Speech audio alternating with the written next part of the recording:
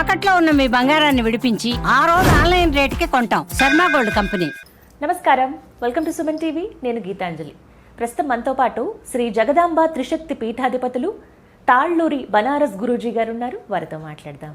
గురుగారు నమస్కారం అండి. నమస్తే అమ్మా. గురుగారు, ఎన్నో సందేహాలు ఉంటాయి, ధర్మ సందేహాలు. కొంతమందికి ఏమిటంటే మనం ఇన్ని పూజలు చేస్తున్నాము కానీ ఈ దరిద్రం మాత్రం వదలట్లేదు, అంటే ఉన్నా కూడా అనుభవించలేని స్థితిలో కొంతమంది ఉండిపోతూ ఉంటారు. అష్టదరిద్రాలు అని అంటారు.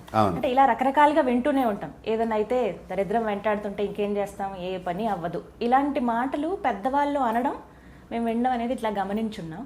అసలు ఎందుకు ఇలా ఉంటుంది? వీటి నుంచి బయటపడే మార్గం దైవపరంగా ఏమన్నా ఉంటుందా తెలియచేయండి. తప్పకుండా అమ్మ, ఇది చాలా మంచి ప్రశ్న అడిగారు మీరు. ఇది అందరికీ ఉపయోగపడుతుంది. ఈ రోజుల్లో దరిద్రము అనేటువంటి దానికి మనము ఇది అని ఒక అర్థం చెప్పలేం. అంటే దాన్ని మనం ఎలా చూడాలి అంటే, కొంతమందికి డబ్బు ఉండి దానం చేయలేని దరిద్రం ఉంటుంది. అది కూడా దరిద్రంగానే మరి అంతే కదా. ఇప్పుడు ఉన్నదాన్ని 10 మందికి మనం లేని వారికి మనం సహాయం చేయటం మూలకంగా ఆ ఉన్నది ఉపయోగం అవ్వాలి.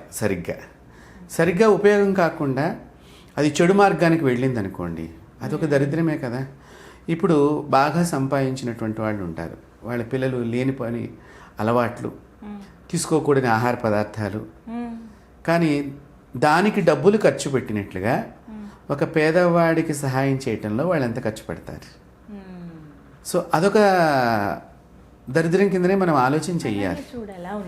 అంటే ఇప్పుడు సమాజానికి హితవు కానిటువంటివి, సమాజంలో చెడుగా చెప్పినటువంటి వాటి లక్షణాలన్నీ కూడా మనం దాన్ని స్వీకరిస్తూ అది మేము గొప్పగా ఎంజాయ్ చేస్తున్నాము అనేటువంటి దాన్ని ఏమని చెప్పాలి చెప్పండి.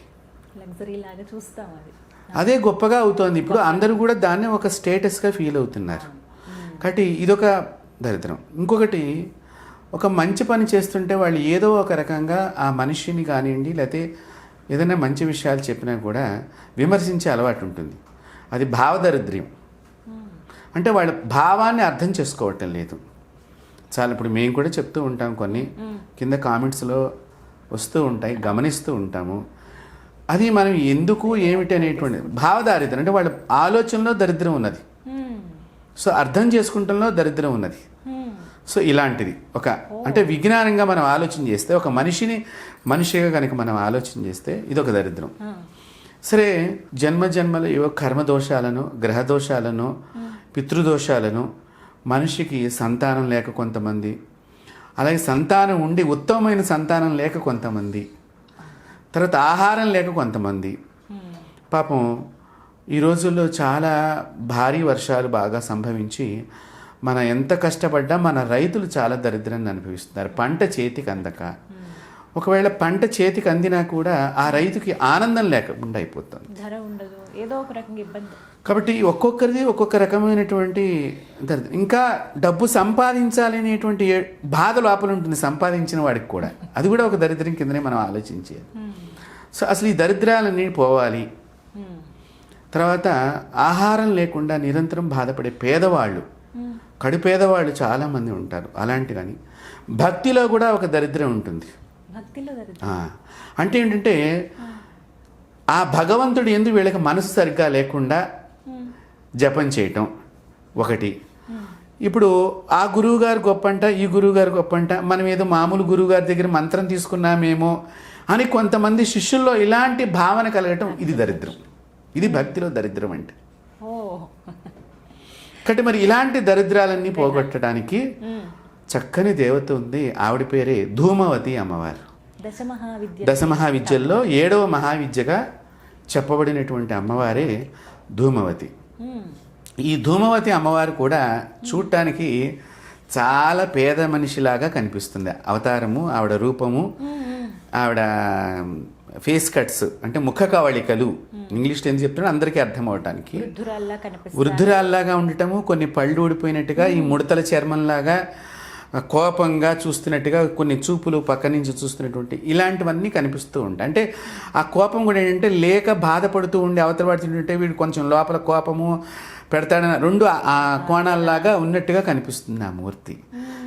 అలాంటి ఆ ధూమవతి అమ్మవారి యొక్క ఆరాధన కనుక ఎవరైతే చేస్తారో వారికి ఈ దరిద్రాలన్నీ తొలగిపోతాయి. ఒక్క సందేహం అడుగుతాను గురువుగారు. మరి దశమహావిద్యలు అంటే శ్రీ విద్య ఉపాసన చేసిన వాళ్ళు మాత్రమే ఇలా అమ్మవారిని ఆశ్రయించాలి, తలుచుకోవాలి, పూజ చేయాలి అని చెప్తున్నారు. కొంతమంది కొన్ని వింటూ ఉన్నాం ఇలా కూడా. మరి ఇలాంటి దరిద్రాలు మేము ఇలా అనుభవిస్తున్నాం నిత్య జీవితంలో అన్నవాళ్ళు ధూమవతి అమ్మవారిని పూజించవచ్చా? తప్పకుండా పూజ చేయవచ్చు. ఇప్పుడు దశమహావిద్యలు ఆరాధన చెయ్యాలి అంటే దానికి మంత్రోపదేశం ఉండి చెయ్యాలి అనేటువంటిది ఒక పద్ధతి మీరు అన్నట్లుగా ఉన్నది. అలా లేకుండా కూడా చేసే పద్ధతి కూడా ఉన్నది. ఇప్పుడు దశమహావిద్యల్లో అందరికీ మేము బీజాక్షరాలు ఇవ్వలేం. ఇప్పుడు మంత్రం ఇవ్వాలన్నా కూడా పరిశీలన చేయమన్నారు శిష్యుణ్ణి. ఇది నేను చెప్పిన మాట కాదు. సాక్షాత్తు మహావిష్ణువు హయగ్రీవుడిగా ఉద్భవించి అగస్త్యుల వారిని పరిశీలన చేసి చేసి చేసి తర్వాత శ్రీ విద్య గురించి తెలియచేశారు. వారే అంత అగస్త్యుల వారిని పరిశీలన చేశారంటే ఈ రోజుల్లో మనం అంటే చాలా మటుకు నేను గమనిస్తున్నాను, టీవీలోనే మంత్రాలు ఉపదేశం చేసేయటం, అక్కడ స్క్రోలింగ్లో ఆ మంత్రాన్ని ప్రజెంట్ చేయటం, ఇదంతా కూడా దోషం కిందనే మనం చూడాలి.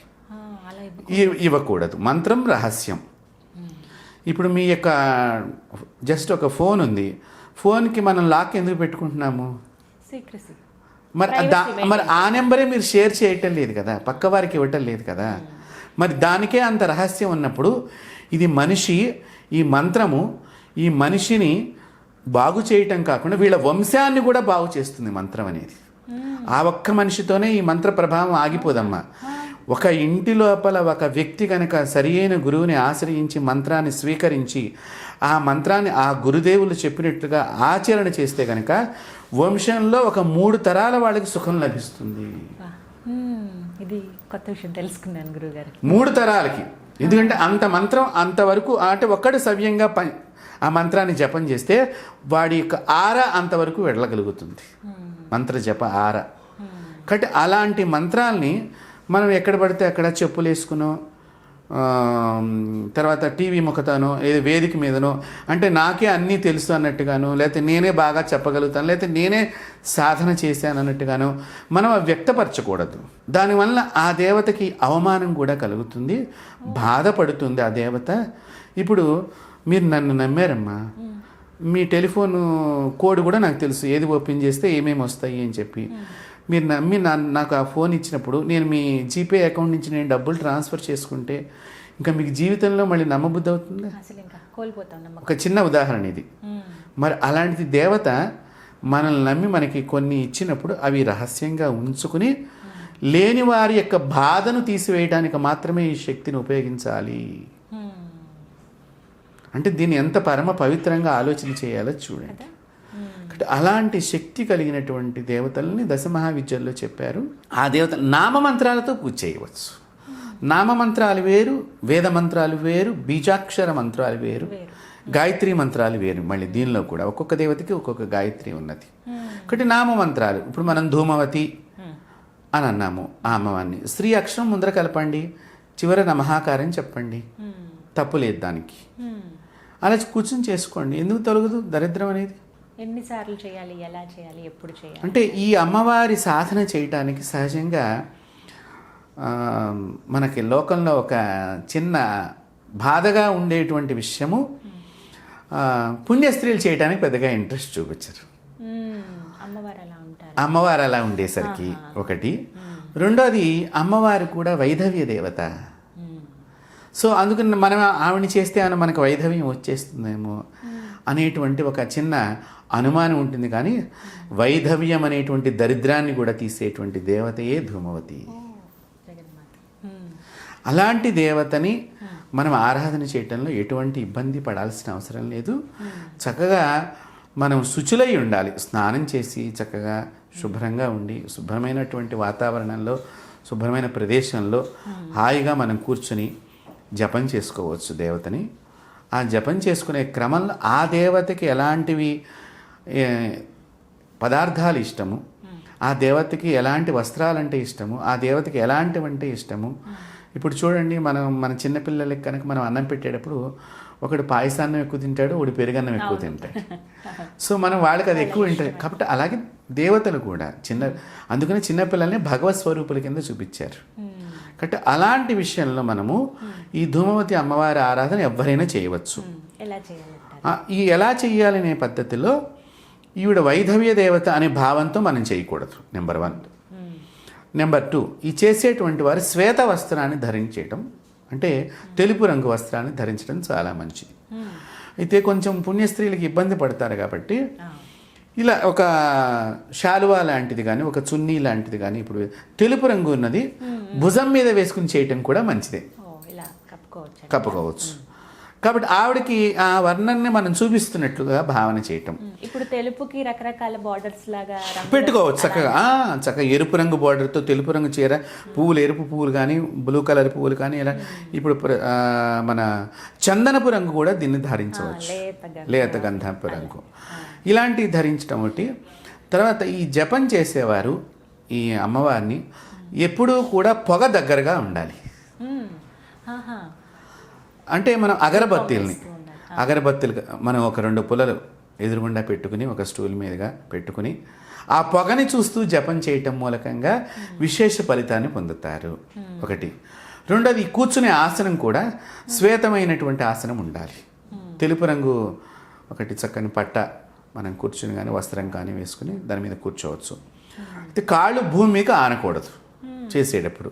ఇది బీజాక్షరం చేసినా సరే, నామమంత్రం చేసినా సరే, గాయత్రి మంత్రం చేసినా సరే, దశమహావిద్యల్లో ఆ అమ్మవారికి సంబంధించినటువంటి విద్యకు సంబంధించిన మంత్రాలు చేసినా సరే ఇదే నియమం.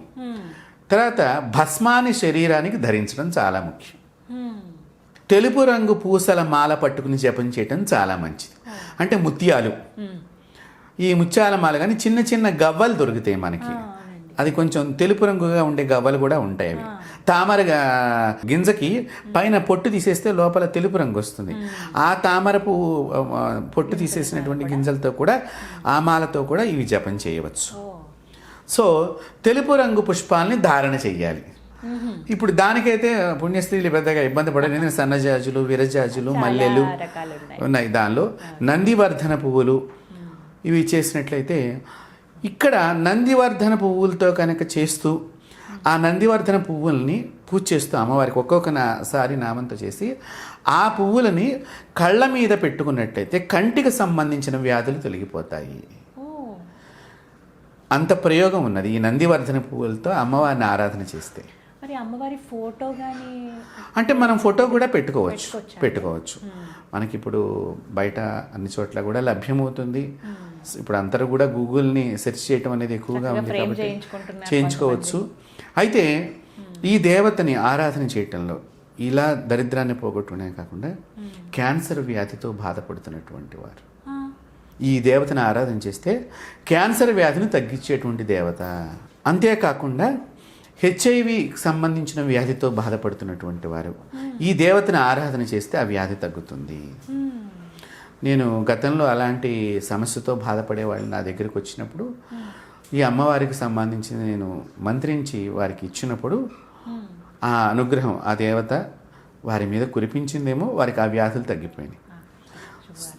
అంతేకాకుండా ఇప్పుడు మన తెలంగాణ ప్రాంతంలో కానీ, కొంత ఒరిస్సా ప్రాంతం కానివ్వండి, కొన్ని ప్రాంతాల్లో ఆంధ్ర ప్రాంతాల్లో కానివ్వండి, అలాగే మహారాష్ట్రలో కానివ్వండి, చేతబడి బాణామతి అనేటువంటి మనం ఎక్కువగా వింటూ ఉంటాం. సో అలాంటి దోషం మాకు జరిగింది అని ఎవరైతే బాధపడుతున్నారో ఈ అమ్మవారిని ఆరాధన చేస్తే క్రమేపీ ఆ బాధలు తొలగిపోతూ ఉంటాయి.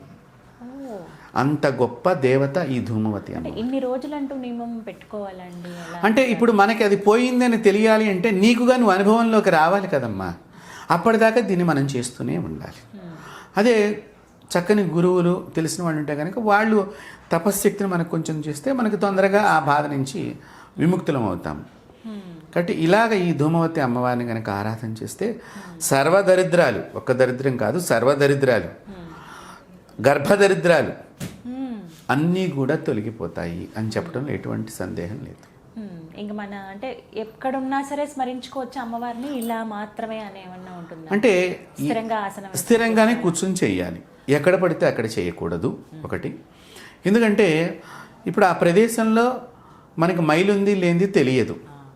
మైలు వ్యక్తులు సంచరించే ప్రదేశం నడుస్తున్నప్పుడు బయట మనం ఏదో ఆఫీసులో కూర్చున్నామండి మేము లోపల అనుకోవచ్చా అనుకుంటే ఇప్పుడు ఆఫీసుల్లో వెళ్ళే వాళ్ళందరూ కూడా అన్ని ఆచారాలు పాటించటం లేదు. తర్వాత అలాంటి ప్రదేశంలో మనం కూర్చుని స్మరణం చేయటం అనేటువంటిది అంత ఉత్తమం కాదు.